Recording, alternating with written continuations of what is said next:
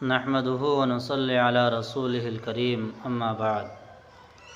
فروخ تابعین میں سے ہیں، بیوی حاملہ تھی۔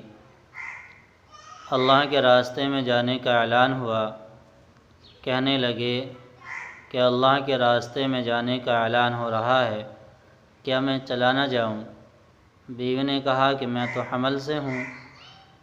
کہنے لگے کہ تو اور تیرا حمل اللہ کے حوالے۔ 30,000 درہم بیوی کو دیے اور کہا کہ لے خرچے کے لیے رکھ لو، اور اللہ کے راستے میں چلے گئے۔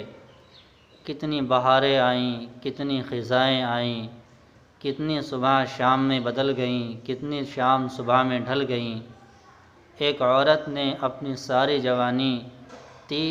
ساری جوانی دیوار کے سہارے گزارتی، پر فروخ لوٹ کر کے نہیں آیا۔ 2-3 دن 10-5 دن نہیں، بلکہ مہینوں گزر گئے، سال گزر گئے، 10 15 20 25 سال ہو گئے، 29 سال گزر گئے، پر فروخ لوٹ کر کے نہیں آیا۔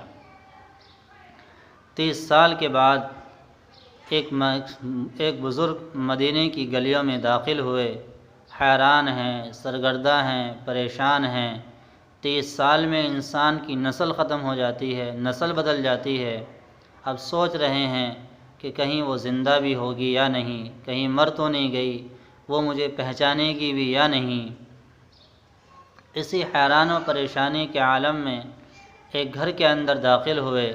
جب داخل ہوئے تو دیکھا کہ میرا گھر سا لگ رہا ہے، لیکن کچھ اپنی آواز، کچھ گھوڑے کے پیروں کی آواز اور تلوار وغیرہ کی آواز، یہ سن کر ایک نوجوان اندر سے نکلا اور دیکھا کہ گھر کے صحن میں چاند کی روشنی میں ایک بڑے میاں کھڑے ہوئے ہیں۔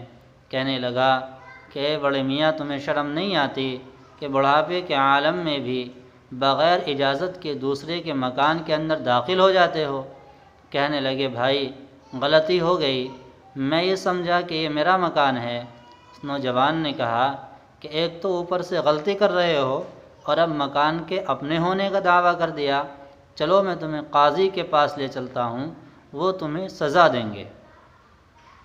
اب یہ چڑھ رہے ہیں، یہ دب رہے ہیں، اچانک بیوی کے کان میں آواز پڑی، اوپر سے کھڑکی کھولی تو دیکھا اب وہ 30 سال پرانا چہرہ، بڑھاپے کی جھریوں میں سے چمکتا دمکتا وہ فروخ کا چہرہ بیوی کے سامنے آیا تو 30 سال کے دریچے کھل گئے۔ کہنے لگی، ایک چیخ ماری، بیٹے کے پیروں تلے سے زمین کھسک گئی کہ میری ماں کو کیا ہوا؟ کہا کہ اماں کیا ہوا؟ کہا کہ بیٹا کس سے لڑ رہے ہو؟ کہا کہ اماں پتہ نہیں کون ہے۔ کہا کہ کم بخت، یہ وہی ہے جس کے لیے تیری ماں نے ساری زندگی گزار دی۔ یہ تیرا باپ ہے، کم بخت باپ سے لڑ رہا ہے، اپنے باپ سے جھگڑا کر رہا ہے۔ اب وہ نیچے اتر کے آئیں، بیٹھے ہیں، شکوے شکایت ہو رہے ہیں، کارگزاری ہو رہی ہے، پوری رات اسی سلسلے میں گزر جاتی ہے۔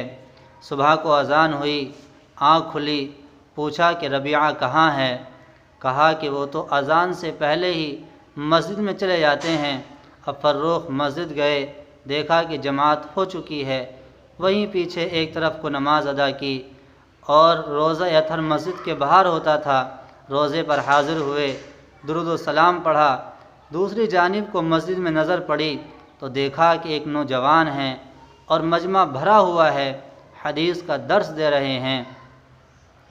بھیڑ لگی ہوئی تھی، وہیں پیچھے بیٹھ کر کے حدیث سننے لگے۔ نظر کمزور تھی، پہچاننے میں نہیں آیا کہ کون حدیث پڑھا رہا ہے۔ بیٹھے ہوئے جب سبق سے فارغ ہوئے، اپنے پاس میں بیٹھے ہوئے ایک آدمی سے پوچھا کہ بھائی یہ کون ہیں؟ کہا کہ تم انہیں نہیں جانتے، کیا تم مدینے کے نہیں ہو؟ وہ کہنے لگے مدینے کا تو ہوں، لیکن آیا بڑی دیر سے ہوں۔ کہا کہ یہ ایک عالم ہیں، حدیث پڑھا رہے ہیں، یہ مالک کے استاد ہیں، یہ سفیان ثوری کے استاد ہیں، یہ ابو حنیفہ کے استاد ہیں۔ وہ اپنے جوش میں تھا، وہ کہنے لگے بھائی تم نے سب کچھ تو بتایا، لیکن یہ نہیں بتایا کہ یہ بیٹے کس کے ہیں۔